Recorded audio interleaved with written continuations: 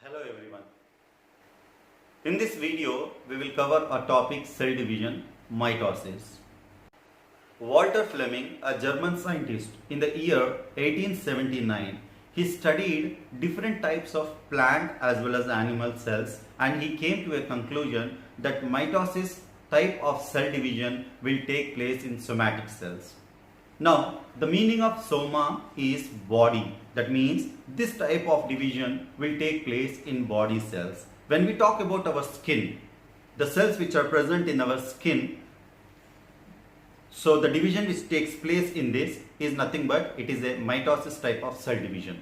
By the way, as we all know that a group of cells will make a tissue, a group of tissues will make an organ, a group of organs will make one organism.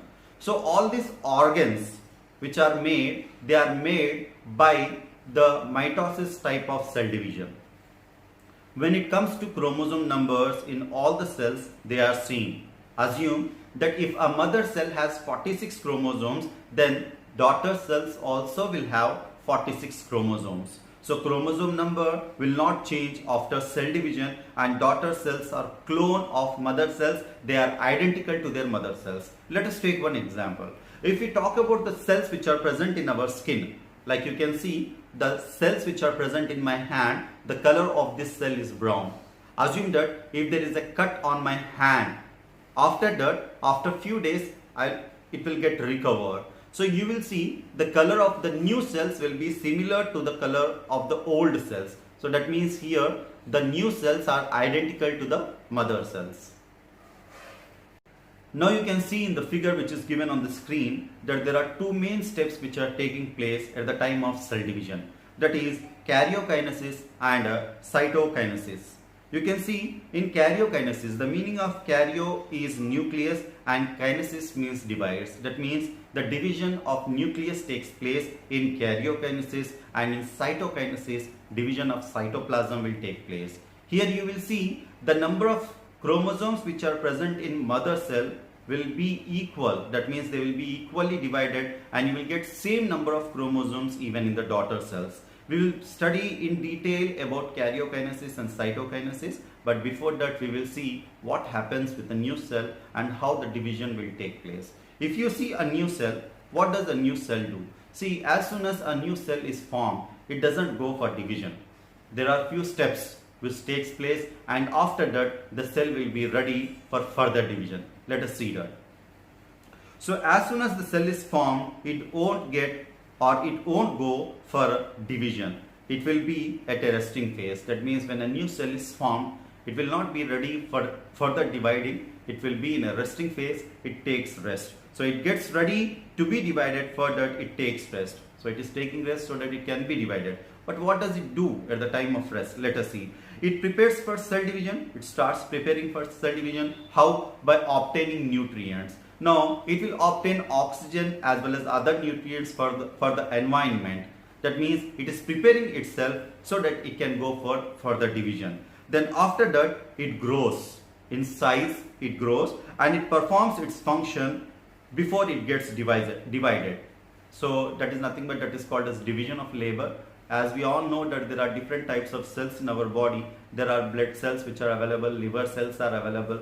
Okay, for each and every organ we have different types of cells and they perform different functions. About this you will study in your further classes. By the way, so as soon as it matures, it will be ready to divide. So in simple terms I can say that the time between the cell and formation of a new cell is called as interphase. That means the time between an old cell, that is the mother cell, and the formation of a new cell, the time which is available in between this phase is nothing but it is called as interphase, and it is the longest period of cell life. As I told you, the time between the cell and the formation of a new cell is called as interphase, and this interphase is divided into three. That is G1 phase, gap 1 phase, S phase, synthesis phase, G2 phase, gap 2 phase. What happens in G1 phase? The cell takes rest in G1 phase, that is gap 1 phase. In synthesis phase, the genetic material gets doubled, and in G2 phase, it takes rest and it gets ready for further division. There are few cells, they won't get divided. They step into G1 phase, and after that the division won't takes place in them. That phase is nothing but that is called as G0 phase. We can take the example of the nerve cells. Now let us come back to cell division. As I told you, in cell division there are two main steps which takes place, that is karyokinesis and cytokinesis. Let me be very clear that in a cell we will have a nucleus. Nucleus is also called as karyon. Karyokinesis means division of nucleus will take place in karyokinesis, and cytokinesis means division of cytoplasm will take place. Now we will see in detail about karyokinesis and cytokinesis. Karyokinesis. Karyokinesis takes place in 4 steps, that is prophase, metaphase, anaphase and telophase. Prophase. The thread-like material which you can see in the figure, that is nothing but it is a DNA. In S phase, DNA is doubled. It is a synthesis phase. As I told you, in interphase has been divided into 3, that is G1 phase, S phase and G2 phase. In synthesis phase, I told you that genetic material will be doubled. So DNA is nothing but it is the genetic material, it is being doubled. And the genetic material sets itself and dissolving of nucleus will take place. So the genetic material will set its position and nucleus will disappear. Then in early prophase, genetic material is coiled. So actually prophase is divided into 2. One is early phase and one is late phase. What happens in early phase and what happens in late phase, we will see it now. Early prophase. So as we have discussed that prophase is divided into 2. One is early prophase and second one is late prophase. Now we will see early prophase. So it starts coiling and doubles. So the genetic material which is available, so that genetic material, it doubles as well as it starts coiling, and they are identical. So the genetic material will be identical. That is nothing but they are called as sister chromatids, and the place where they join, that is called as centromere. So they are called as sister chromatids. The place where sister chromatids are joined is called as centromere. You can see the figure very clearly. It is mentioned what is centromere, what is kinetochore, and what is the meaning of kinetochore. So you can see kineto means divide and core means to do work. That means the work of kinetochore is that when these sister chromatids divide at the time of cell division, actually this kinetochore is a type of protein which help in division of the sister chromatids at the time of cell division.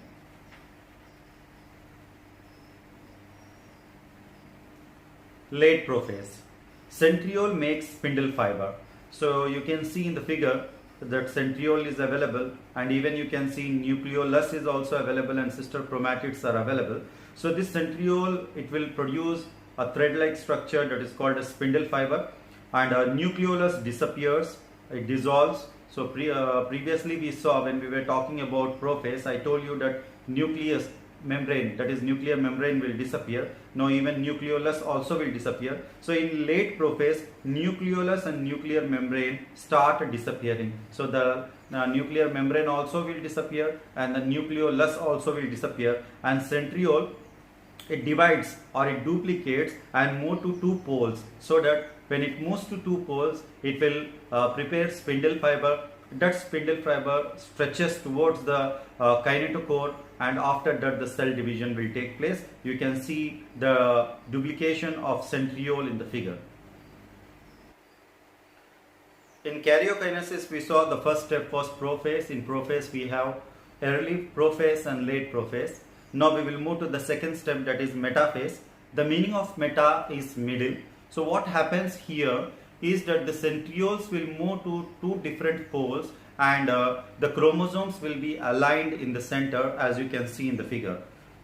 So you can see the centrioles are producing the spindle fiber, and that spindle fiber stretches towards the centromere, the place where this sister chromatids are joined. That place is called the centromere. Actually this spindle fiber extend and attaches towards the kinetochore. which is the protein material, and you can see even the alignment of chromosomes in the middle. Anaphase. It is the third phase in karyokinesis. The meaning of ana is moving back. Here in anaphase, the spindle fibers are pulled back. You can see the image very clearly how the chromosomes are being pulled back. Telophase. So this is the last phase of karyokinesis. The meaning of telophase is end. So you can see here daughter chromosomes arrive at poles. So as I told you that centrioles will move to two different poles, and after that stretching of chromosomes, separating of chromosomes will take place. As I told you, daughter chromosomes arrive to their poles, and chromatin which was winded, coil will be uncoiled. That means as I told you, the chromatin material will be winded, it becomes like a coil. So that coil will become uncoiled again, and a nuclear membrane appears back. So the nuclear membrane which disappeared, it appears back, and nucleolus is formed. Again the nucleolus also will appear into the the cell. Cytokinesis. As I told you that in cell there are two steps which are very important, that is karyokinesis and cytokinesis. We saw karyokinesis. I even told you that nucleus is also called as karyon, and in karyokinesis there are four steps which takes place, that is prophase, metaphase, anaphase and telophase, which we have discussed in our previous slides. Now we will see about cytokinesis. The meaning of cytokinesis is division of cytoplasm.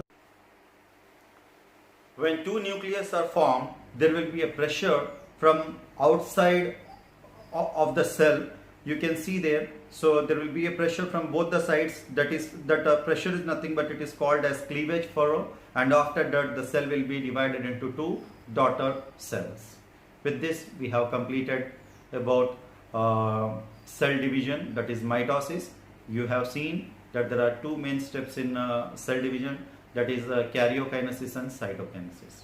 And when it comes to meiosis, in meiosis also the same steps will take place, but the thing is that when it comes to the second phase of meiosis, in mitosis you saw two daughter cells are formed, but whereas in meiosis you will see four daughter cells are formed, because there will be half number of chromosomes. That is the reason meiosis is also called as reduction cell division.